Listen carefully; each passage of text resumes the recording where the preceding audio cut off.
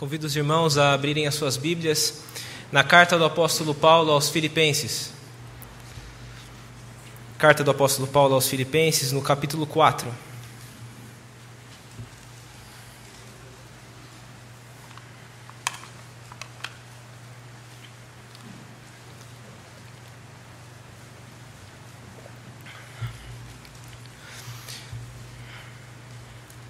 Filipenses 4, nós leremos a partir do verso 1. Assim diz a palavra do nosso Deus. Portanto, meus irmãos amados e muito saudosos, minha alegria e coroa, sim, amados, permanecei deste modo, firmes no Senhor. Rogo a Evódia e rogo a Sintique, pensem concordemente no Senhor. A ti, fiel companheiro de jugo, também peço que as auxilies, pois juntas se esforçaram comigo no Evangelho. Também com Clemente e com os demais cooperadores meus, cujos nomes se encontram no livro da vida. Alegrai-vos sempre no Senhor. Outra vez digo, alegrai-vos.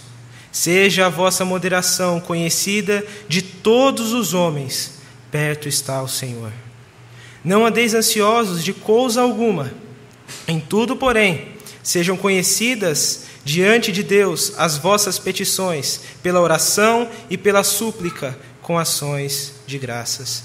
E a paz de Deus, que excede todo o entendimento, guardará o vosso coração e a vossa mente em Cristo Jesus.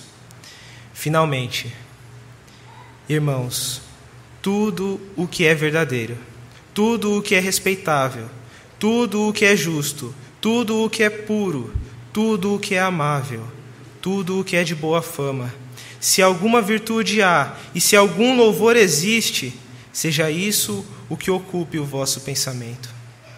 O que também aprendestes e recebestes e ouvistes e vistes em mim, isso praticai, e o Deus da paz será convosco. Amém. Eu não sei se você já parou para pensar nisso, mas eu gostaria de chamar a sua atenção nesses instantes iniciais para a seguinte pergunta: o que você tem considerado como um ato de amor? O que você tem considerado como um ato de afeto, um ato de zelo? Eu acho que, assim como eu, você também gosta de receber aquele cheiroso e agradável café da manhã, não é? Que foi preparado especialmente para você. Ou você talvez pense em um ato mais simples, como um abraço e aquele vigoroso tenha um bom dia. Atos simples, assim também mostram amor. E literalmente nós amamos recebê-los. Não há nada de errado neles.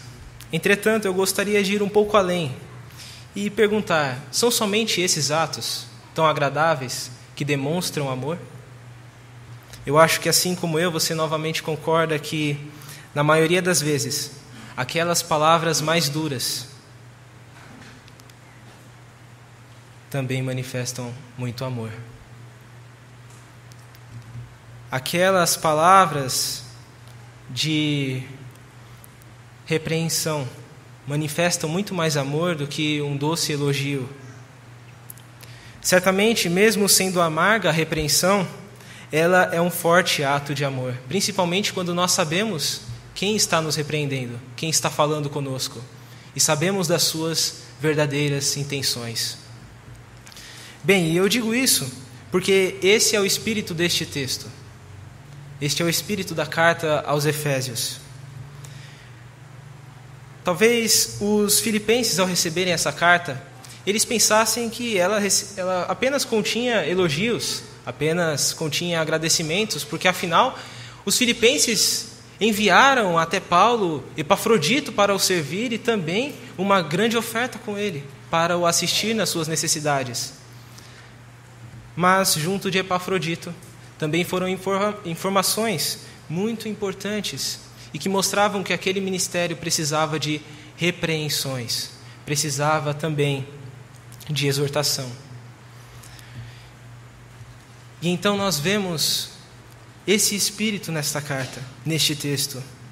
Mas antes de focarmos nas palavras de Paulo repreendendo a sua igreja, mostrando o seu amor através da sua repreensão, eu gostaria que nós tomássemos algumas informações importantes sobre esta carta. A carta de Paulo aos Filipenses certamente é muito conhecida em nossas igrejas pela fama de disseminar bons sentimentos, principalmente a alegria, que ocupa grande parte do seu conteúdo. E de fato, isso é verdade, porque ela é um resultado de fortes sentimentos entre o seu remetente e o seu destinatário. Paulo amava muito os filipenses, e os filipenses amavam muito a Paulo. Por isso não é estranho vermos tantos sentimentos nessas palavras dele, nesta carta. O interessante é que Paulo não escreve esta carta em uma situação agradável. Na verdade, ele escreve em uma situação muito difícil. Ele passava pela prisão, podendo chegar até mesmo à morte. Então ele aguardava julgamento, mas ele deseja escrever a sua igreja tão amada. E assim então ele escreve.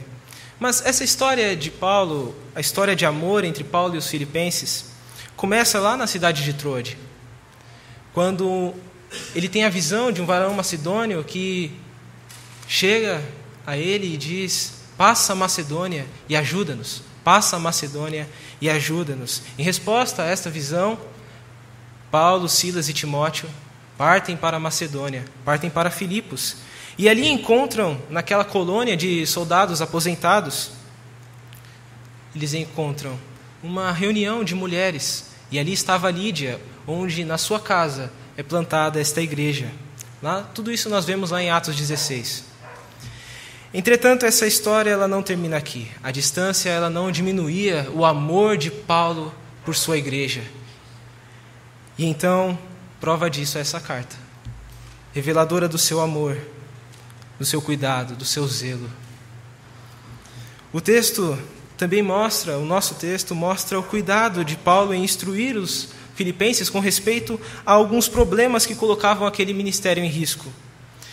Alguns desses problemas eram, por exemplo, a perseguição. Aquela igreja passava por uma intensa perseguição.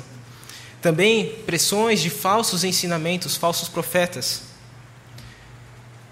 Mas um especial cuidado que Paulo tem também com os filipenses é sobre a paz deles. Os filipenses não tinham paz internamente na sua igreja. Paz no coração, paz nos relacionamentos.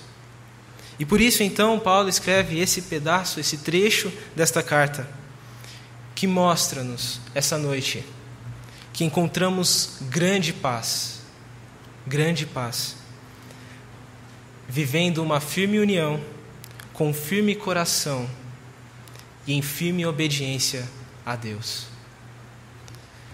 Vamos entender isso um pouco melhor, partindo agora para a primeira parte desse texto, no versículo 1 ao 3, onde nós vemos Paulo falando sobre união. Vamos entender um pouco o que Paulo está comunicando nesse trecho. Ele começa o texto fazendo uma ponte daquilo que ele já disse e daquilo que ele passará a dizer. Isso nós podemos ver muito claramente porque ele usa a conjunção portanto. Ele está fechando uma porta e está abrindo uma nova porta. A saber agora de exortações finais. Imaginem as últimas palavras de Paulo à sua igreja, suas últimas lições para os seus amados. Essa é a seção do nosso texto que vai até o versículo de número 9. Ainda nesse primeiro verso, antes de exortar seus leitores, Paulo os elogia de uma forma muito especial. Muito especial. Paulo ele usa uma forma muito cativante, como nós não encontramos em nenhuma das suas outras cartas.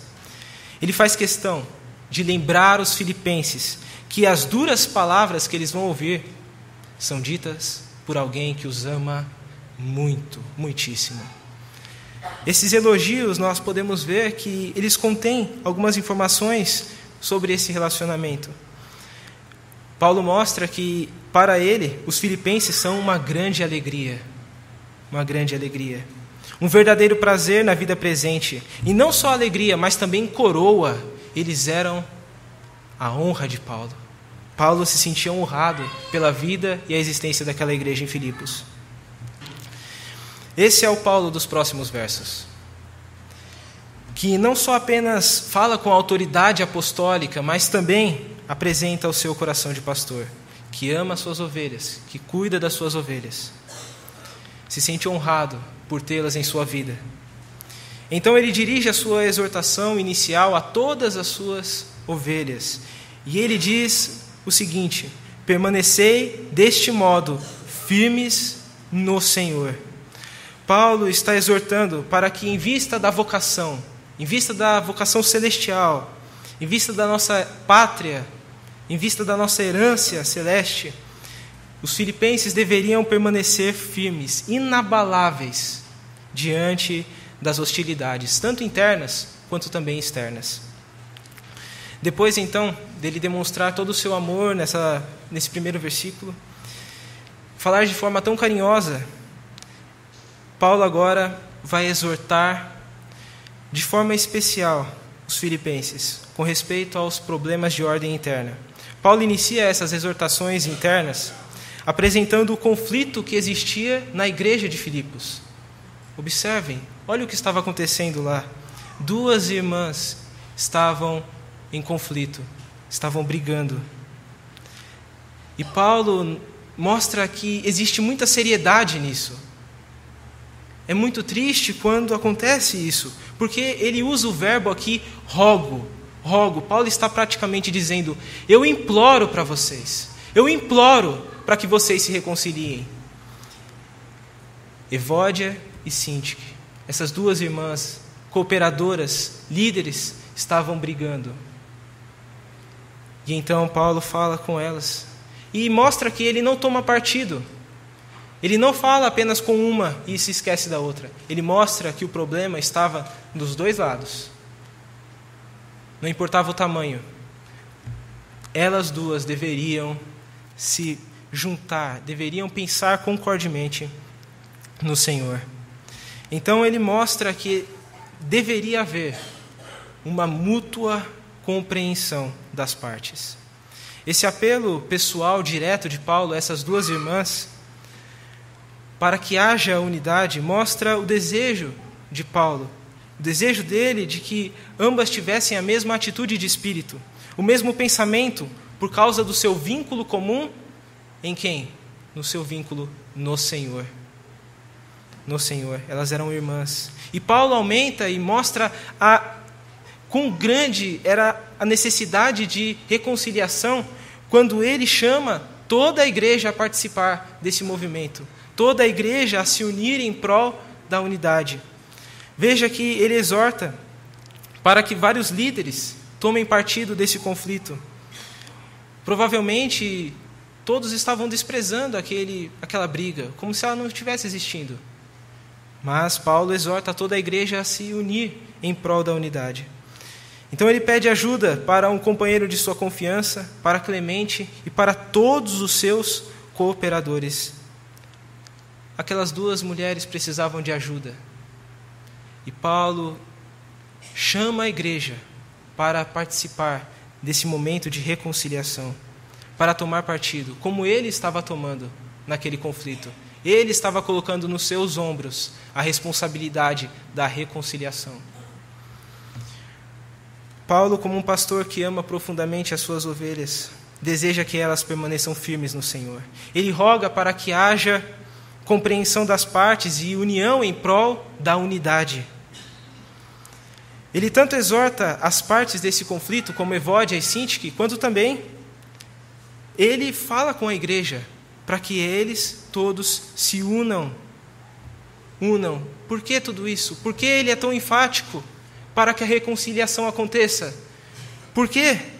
Porque conflitos na igreja são problemas seríssimos que devem ser urgentemente tratados. Por isso Paulo mobiliza toda a igreja. Em toda essa carta aos Filipenses nós encontramos textos que falam sobre essa união. Como, por exemplo, lá no capítulo 2, versículo de 1 a 4. Vire sua página página da sua Bíblia e leia comigo esses versículos.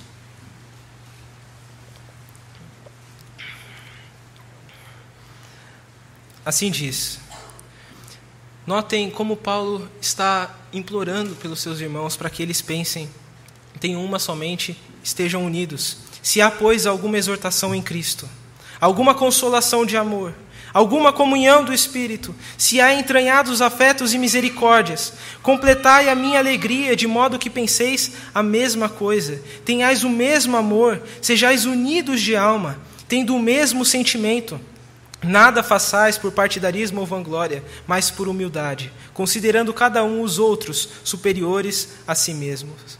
Não tenha cada um em vista o que é propriamente seu, senão também cada qual o que é dos outros. Paulo deixa muito claro, que a união é essencial na vida da igreja. E isso nos traz paz. Isso nos traz paz.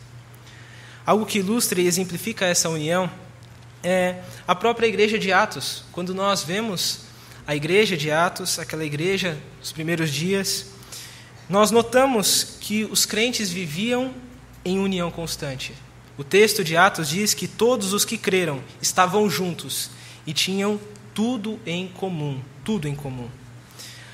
Uns supriam as necessidades dos outros, eles tinham tudo em comum, inclusive uma verdadeira e firme união no Senhor. Diante do que a palavra de Deus acaba de nos instruir, exortar, vemos que aquele tradicional pensamento, cada um com seus problemas, ou cada um cuida da sua própria vida, isso tudo é incompatível com a palavra de Deus, é incompatível com a comunhão dos santos, é incompatível com a igreja. Nós cuidamos uns dos outros. Nós lutamos pela união do corpo de Cristo. Nós lutamos contra conflitos. Essa é a exortação da palavra de Deus. Esta é a nossa vida cristã. Meus irmãos, nós vimos até aqui que encontramos grande paz,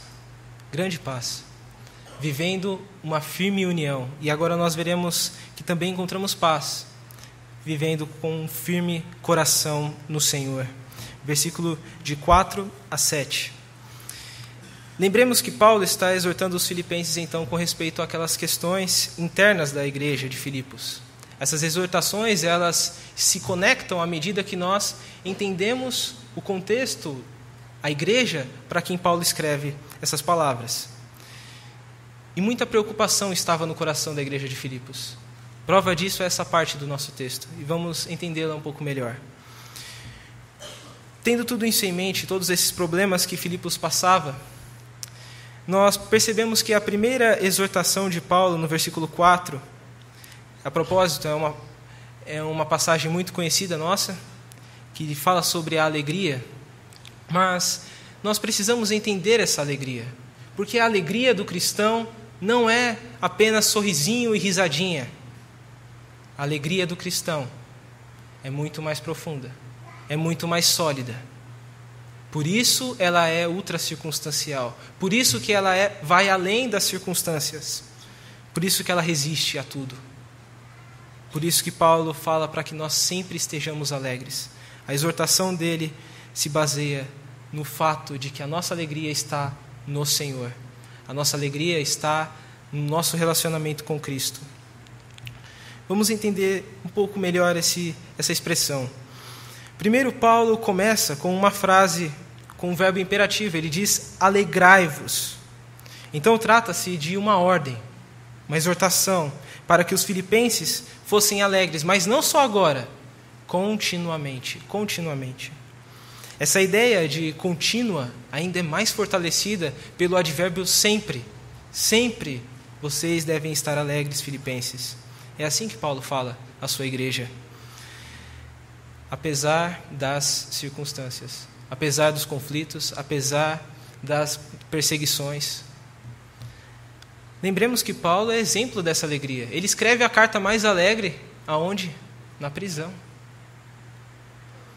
Então a chave para nós entendermos essa alegria está na sólida segurança que temos na nossa união com Cristo, como enfatiza essa expressão no Senhor. Então, nós podemos dizer que a alegria do crente tem uma forte ligação com a nossa confiança em Deus. Se nós não confiarmos em Deus, certamente não teremos a alegria que Paulo fala aqui. Alegria sólida, que resiste a tudo, que permanece. E para Paulo essa alegria era muito especial. Ele, em outros textos, mostra como ela é uma marca distinta do cristão. Somente nós temos, somente o povo de Deus possui essa alegria. Não somente isso, ele também diz que ela é uma característica do reino de Deus. Ela caracteriza a nós. Ela testemunha da nossa filiação celestial. E também, ela é fruto do Espírito. Ela é obra do Espírito na nossa vida. Tudo isso Paulo mostra sobre a alegria, porque ela é importantíssima na vida cristã. Por ser tão importante esse regozijar-se sempre no Senhor, Paulo repete essa ordem. Ele diz: eu já disse uma vez, mas vou dizer novamente: alegrai-vos, alegrai-vos. O mesmo Paulo que exortou enfaticamente os filipenses a se alegrarem, ele também fala para que eles tenham moderação. Isso nós vemos lá no versículo 5. E é muito interessante essa palavra dentro do contexto da carta de Paulo aos Filipenses, porque Paulo nos dá o exemplo mais claro de moderação, de humildade, que é o próprio Senhor Jesus Cristo. Lá no capítulo 2, do versículo 5 até o versículo 8, ele fala sobre essa humildade de Cristo, a condescendência de Cristo. Como ele é a imagem e como nós devemos espelhá-lo. Então, Paulo mostra que é necessário ter humildade para vivenciar essa alegria. É necessário que nós tenhamos humildade para cuidar uns dos outros. Novamente, Paulo termina sua exortação pontuando uma nota, digamos, escatológica, apontando para o futuro, apontando para a vida eterna. Ele diz assim: perto está o Senhor. Perto está o Senhor. O que isso significa? Isso significa que não apenas o Senhor está próximo de nós. É certo que Ele está, porque Ele é onipresente, como seu atributo, como nós sabemos. Mas perto está o Senhor da sua vinda. E assim Paulo mostra a urgência e a necessidade de nós aplicarmos essas palavras, porque perto está o Senhor. O Senhor está próximo da sua vinda. Os filipenses foram lembrados que o Senhor está perto. E agora eles são exortados de duas formas. Primeiro é uma proibição, não andar ansiosos. E depois é uma instrução. Tenha uma vida de oração. Tenha uma vida de oração. O fato é que os filipenses, eles estavam ansiosos e agora são exortados a parar com essa prática. Paulo aqui também apresenta dois elementos aqui de abrangência. Notem como ele diz. Ele fala assim: em nada sejais ansiosos, e em tudo sejam conhecidas diante de Deus as vossas petições, e assim em diante. Ambas as expressões mostram que o coração dos filipenses estava tomado de preocupação, estava tomado de ansiedade. E Paulo então os exorta aqui para que eles não se entreguem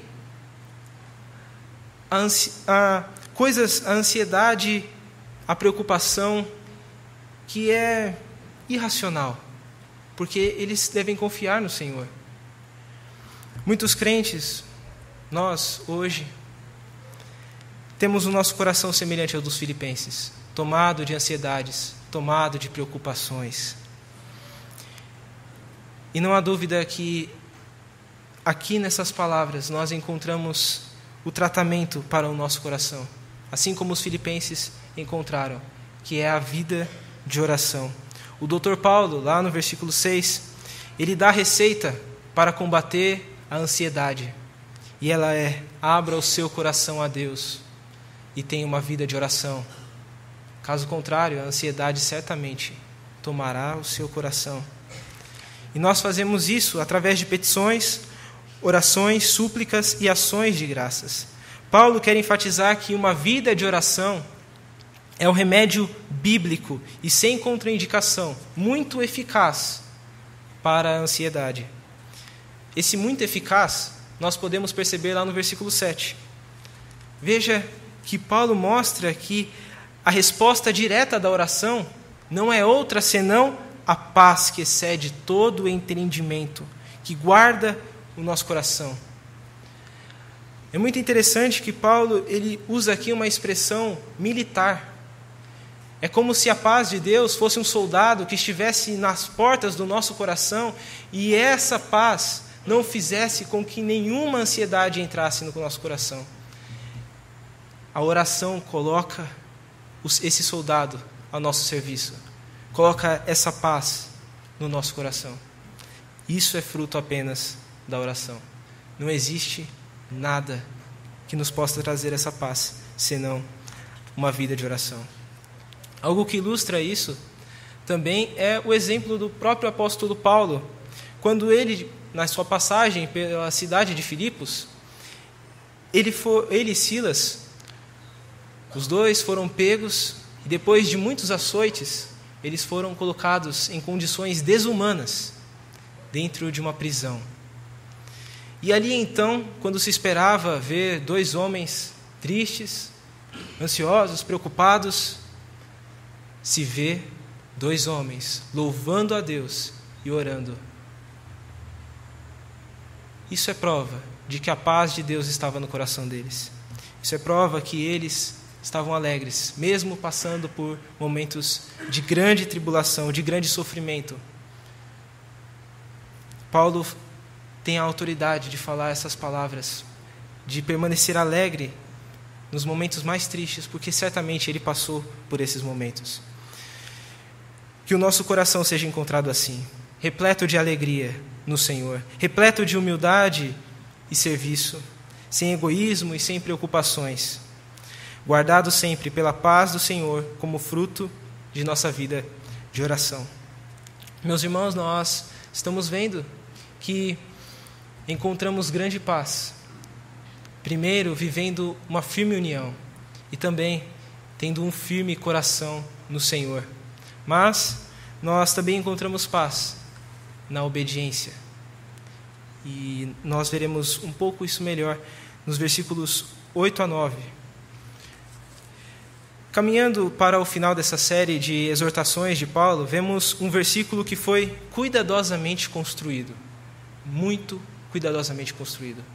Paulo, ele é muito zeloso com as suas palavras. Ele exorta os filipenses de uma forma muito especial. E a primeira coisa que ele fala é que a mente dos filipenses, o pensamento deles, deveria ser ocupado por virtudes, pelas virtudes mais altas que existem. Vamos entender rapidamente o que significa mais ou menos cada virtude dessa. O primeiro adjetivo que Paulo emprega, que deve ocupar a nossa mente, é aquilo que é verdadeiro, ou seja, aquilo que se coloca acima da falsidade, aquilo que é sério, aquilo que é digno de confiança, coisas de fato reais, coisas confiáveis, em vez de apenas coisas aparentes. Também a segunda virtude que Paulo coloca aqui, que deve ocupar a nossa mente, é aquilo que é respeitável. E isso descreve aquilo que é sério, aquilo que é digno, aquilo que é honrável, aquilo que evoca reverência. Isto é, coisas elevadas e coisas majestosas. Essa é a segunda característica. Mas a terceira é o adjetivo justo, que comunica aquilo que é reto, aquilo que é direito, segundo o padrão de Deus. O quarto termo é puro, que se refere àquilo que é propriamente santo. Em penúltimo lugar, Paulo usa o adjetivo amável, que tem a ver com aquilo que evoca amor, aquilo que é agradável, aquilo que é louvável.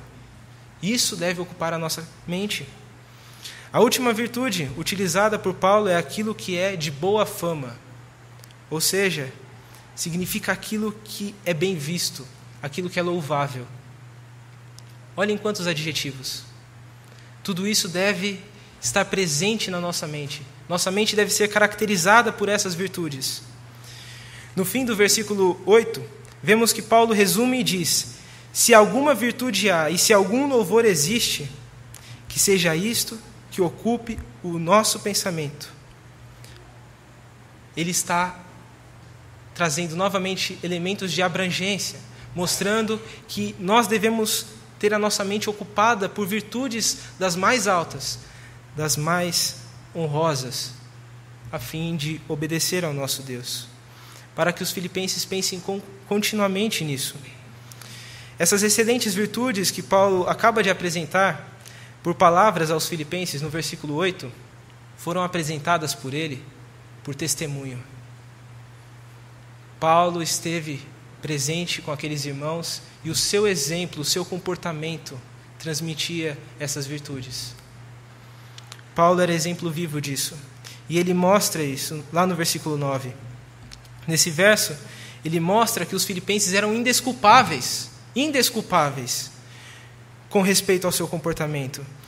Ele faz isso enfatizando que os filipenses já haviam recebido uma instrução completa da parte dele. Completa. Ele faz isso através dos verbos, olhem lá, ele diz: aprendestes, recebestes, ouvistes e vistes em mim. Ele enfatiza para mostrar quão indesculpáveis eles eram. Podemos entender a partir desses verbos que os filipenses, no passado, eles receberam essa completa orientação de Paulo. Todo o seu testemunho. Então, aquilo que eles receberam deveria ser tido como modelo para a sua prática, para a sua obediência. Então, o que Paulo, com esses movimentos, ele está mostrando? Ele está mostrando que uma mente virtuosa resulta obrigatoriamente em obediência.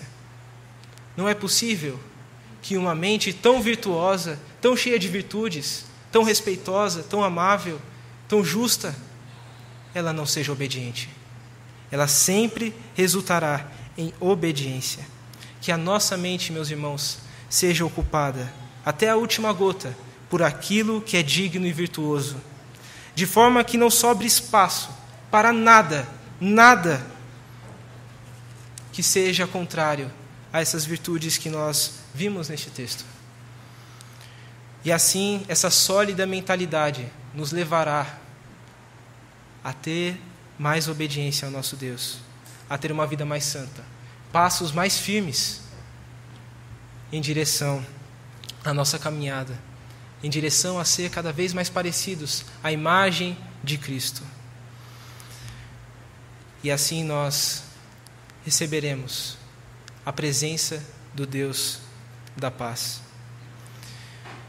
Meus irmãos, nós vimos até aqui que nós encontramos grande paz, vivendo uma firme união, com um firme coração e também com uma firme obediência ao Senhor. Será que a realidade dos filipenses, ela era muito distante da nossa realidade? Será que durante a nossa vida nós não vamos enfrentar os mesmos problemas pelos quais Paulo exortou os filipenses? Nós certamente passaremos por esses problemas, meus irmãos. Nós sabemos que passaremos por essas dificuldades e por isso nós precisamos dar ouvidos à voz de Paulo, à voz do pastor Paulo, que nos chama para o terreno sólido, nos chama como ovelhas para a grama mais verde, para a obediência, para a santidade. Então, cientes que em nossa vida cristã nós não estaremos distantes desses problemas, que nós então sigamos essas palavras. Assim como Paulo, lutemos pela firme unidade do corpo de Cristo. Não sejamos omissos diante de conflitos, diante de dificuldades nos nossos relacionamentos. Lembremos que nós não estamos sozinhos na luta pela união. Nós todos nós, temos esse compromisso de nos unir em prol da unidade do corpo de Cristo. Também cuide do seu coração, meu irmão. Cuide do seu coração. E cuide dele com a palavra de Deus. com a palavra de Deus, o levando tão somente a Cristo, pois somente a palavra de Deus mostra a verdadeira fonte de alegria e a segurança que nós temos em Jesus Cristo.